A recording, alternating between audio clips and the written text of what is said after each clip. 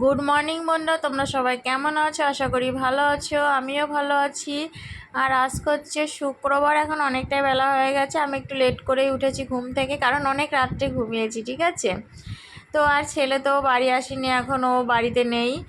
তো আমি একাই ঘুমাচ্ছি, একাই আছি, একাই কাজ করছি, একাই সব কিছু করছি, একাই করি। কিন্তু ছেলে থাকে তো ওর সঙ্গে, মাঝে মধ্যে ওর সাথে বকবক করা হয়, সেটা হচ্ছে না আমার, ঠিক আছে।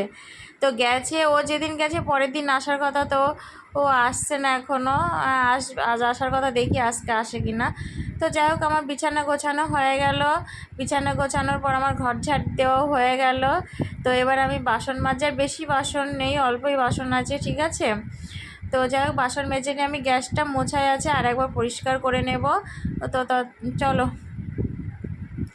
তারপরে তো ঘর মুছবো, তারপরে ওই বাইরের দরজার ওখানে জল দিয়ে ধুয়ে দেব। তো চলো, আমি বাসনগুলো মেজে নিই। আর আজকে নোংরা বেশি নেই, ফেলতে যাব না। কালকে না কবে যেন নোংরা ফেলে আসলাম, কালকেই ফেলে আসলাম। আজকে তো শুক্রবার, কালকে ফেলে এসেছি। তো চলো, বাসন মাজা ধোয়া আমার কমপ্লিট। তো দেখো, আমাদের খাওয়ার বাসন ধোয়া মাজা সব কমপ্লিট হয়ে গেল। এবার আমি বাসন মাজতে, ঠাকুরের বাসন মাজতে চলে এসেছি। আর তোমরা তো জানোই আমি ঠাকুরের বাসন এই জায়গাটা করে মাজি, এখানটা। ওটা ঠাকুর ঘরের সামনে, বুঝেছো, আমি যে জায়গাটা বাসন মাজছি এইখানটায় মাজি, ও বেসিনে নিয়ে যায় না। ধোয়াটা তোমাদের দেখায় না, কারণ আমি অনেক কবার আপ ডাউন করে ধুই। তো যাই হোক, ঠাকুরের বাসনও মাজা আমার হয়ে গেছে। এবার আমি ঘর মুছছি। ওই ঘর, খাট যে ঘরে থাকে সেই ঘর মোছা হয়ে গেছে, এই ঘরটা মুছবো। দরজার কাছেও জল দিয়ে ধুই দেওয়া হয়ে গেছে। এখন শুধু রান্নাঘরে গ্যাস পরিষ্কার করব, আর রান্নাঘরটা মুছবো, হয়ে যাবে। তারপরে আমি তো স্নান করতে যাবো। তো চলো। তো দেখো, সব কাজ কমপ্লিট। এই যে ঘর মোছা, ঠাকুর ঘর মোছা, বাসন ধোয়া সব কমপ্লিট। এবার হচ্ছে, চলো রান্নাঘরটা দেখিয়ে দিই। এই যে সব কমপ্লিট। এই যে বাসন আজকে বেশি ছিল না, অল্পই বাসন ছিল। আর এই যে, কারণ রান্না কম হচ্ছে ছেলে বাড়ি নেই, তো ওই জন্য অল্পই বাসন। আর কড়াটা কালকে শুধু একটা তরকারি রান্না করেছি, শুধু সবজি ওই জন্য রেখে দিয়েছি, ঠিক আছে। তো চলো, এবার আমি স্নান করব। তো দেখো, আমার পুজো হয়ে গেছে। এই যে গুপুকে স্নান করিয়ে কাঁচা জামা পরিয়ে দিয়েছি। এই যে কমপ্লিট। আজকেও বাইরে মেঘলা মেঘলা, ওই জন্য অন্ধকার অন্ধকার আজকেও, ঠিক আছে। তো চলো, অনেকক্ষণ দিয়ে দিয়েছি, এবার প্রসাদ তুলে নেব। তো দেখো, আমার রান্না হয়ে গেছে। এই যে হাঁড়িতে তো ভাত আছে। আর এই যে করেছি, আজকে ছেলে বাড়ি আসবে বলেছে, ওই জন্য যে ভেন্ডি আলুর তরকারি করেছি।